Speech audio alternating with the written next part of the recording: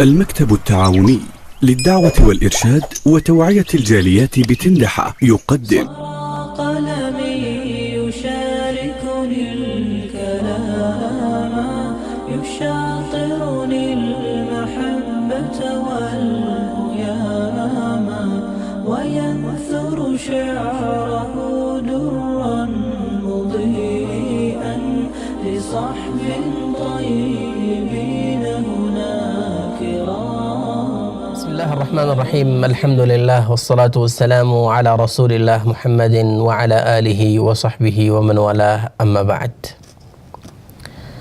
الله رب العالمین په دنیا کې عبادت له یو خاص مقام ورکړی دی د انسان دپاره چې هغه د الله رب العالمین دغه عبادت په ښایسته ځای کې په ښایسته طریقه باندې وکړي. د دغه رنګه یو بهترین ځایونه چې هغې کې عبادت کیږي هغه د الله رب العالمین کور دی، مسجد، جومات چې ورته ویلی شي. چونکې دی د عظمت او د احترام د وجې نه الله رب العالمین چې په موږ باندې لازم کړي دي رسول الله صلی الله علیه وسلم څه آداب بیان کړي دي، په کار ده چې هغه آداب را خپل کړو او هغې باندې عمل وکړو. د ټولو نه اولنی ادب دا دی چې کله انسان جومات یا مسجد ته دننه کیږي باید خپله ښۍ خپه چې کوم دی هغه دننه کړي، او چې کله د جومات نه راوځي نو یا ګسه خپه چې کوم دی هغه بهر کړي.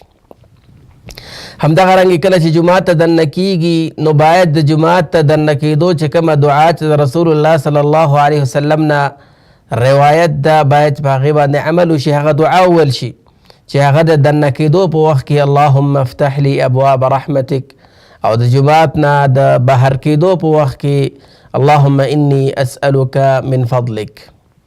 همدغه رنګې کله چې انسان جومات ته دننه شو نو د جومات د احترام د وجې نه دلته یو سنت دی هغه پوره کول ضروري دی چې هغې ته تحیت المسجد وایي. 2 رکعاته نفل چې کوم دی هغه کول دي، د تحیت المسجد په نیت باندې 2 رکعاته کول دي. همدغه رنګې په جومات کې چې کله انسان دننه شو نو بیا نه ده پکار چې په اوچت آواز باندې خبرې وشي، نه ده پکار چې دنیوي خبرې معاملات چې کوم دی هغه په هغې کې ډسکس شي، نه ده پکار چې د ګټې او تاوان خبرې هلته وشي، ځکه رسول الله صلی الله علیه وسلم فرمایي انما هي لذکر الله والصلاة وقراءة القرآن. دا جماعتونه دا د الله د ذکر د پاره دي، د مونځ د پاره دي، د قرآن د تلاوت د پاره جوړ شوي دي. نو لہذا بغیر د ضرورت نه اسې خبرې کول هغه کې نه دی پکار.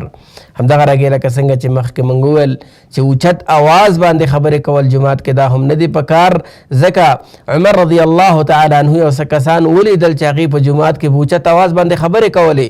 تپوس یې وکړه تاسو څوک یې؟ نو هغوی وایي چې موږ د دې ځای نه یو، بار خلک یو. نو عمر رضی الله تعالی عنه ورته فرمایي چې که چېرته تاسو د دې ښار خلک وایي لاوجعتکما، ما به تاسو دردولې وایي، وهلې به مې وایي. د رسول الله صلی الله علیه وسلم په جومات کې تاسو په اوچت آواز باندې خبرې کوئ. دغه رنګه یو بل ادب او هغه ډېر ضروري دی هغه دا دی کله چې چا نه څه شی ورک شي په جومات کې اعلان وکړي. دا اعلان چې کوم دی دا نه دی پکار د چا نه څه ورک شوي دی، چا نه څه ورک شوي دی، نه. رسول الله صلی الله علیه وسلم فرمایي من سمع رجلا ينشد ضالة في المسجد، چا چې داسې کس ولیده واورېده چې د ورک شوي شي اعلان یې په جومات کې کوو نو پکار چې ورته وویل شي لا ردها الله علیک، الله دې ته کلم نه واپس کوي. ځکه فإن المساجد لم تبن لهذا، جوماتونه د دې اعلانونو دپاره نه دي جوړ شوي بلکې جوماتونه د الله د ذکر دپاره، د مونځ دپاره، د تلاوت دپاره جوړ شوي دي. باید په هغې باندې اهتمام وشي. الله رب العالمین دې موږ او تاسو دې باندې عمل کولو توفیق راکړي. وصلی الله علی النبي محمد وعلى آله وصحبه أجمعين. يشاطرني المحبة